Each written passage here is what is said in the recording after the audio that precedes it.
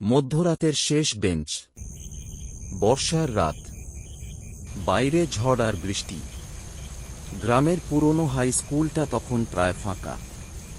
শুধু ক্লাস 10-এর 4জন ছাত্র স্কুলে আটকে পড়েছিল, সৌম্য, রাহুল, বিজয় আর নীল। তাদের কোচিং শেষ হতে দেরি হয়ে গিয়েছিল। স্কুলের গেট বন্ধ, ফোনেও নেটওয়ার্ক নেই। হঠাৎ করিডোরের শেষ থেকে ঠক ঠক ঠক শব্দ আসতে লাগল।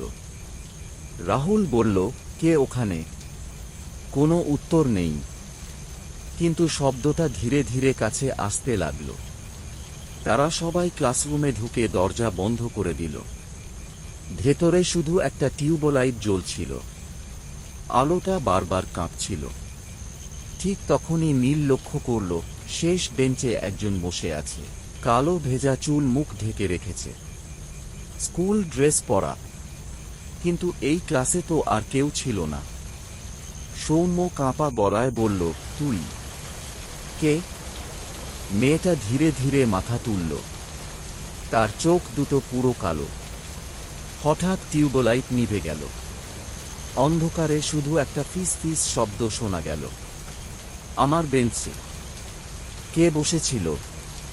তারপর দরজায় জোরে ধাক্কা। ধাম ধাম ধাম। বিজয় চিৎকার করে দরজা খুলে বাইরে দৌড় দিল। বাকিরাও তার পেছনে ছুটল, কিন্তু করিডোরে বেরিয়েই তারা থেমে গেল। পুরো স্কুল ফাঁকা, কিন্তু প্রতিটা ক্লাসরুমের শেষ বেঞ্চে একই মেয়েটা বসেছিল, একসাথে। সবাই তাদের দিকেই তাকিয়ে হাসছিল। পরের দিন সকালে স্কুলের দারোয়ান 4জনকে অজ্ঞান অবস্থায় খুঁজে পায়। তারা বেঁচে ছিল, কিন্তু নীল আর কখনো কথা বলেনি। আর আজও নাকি ওই স্কুলে রাত হলে শেষ বেঞ্চ থেকে ভেজা চুল ঝাড়ার শব্দ শোনা যায়।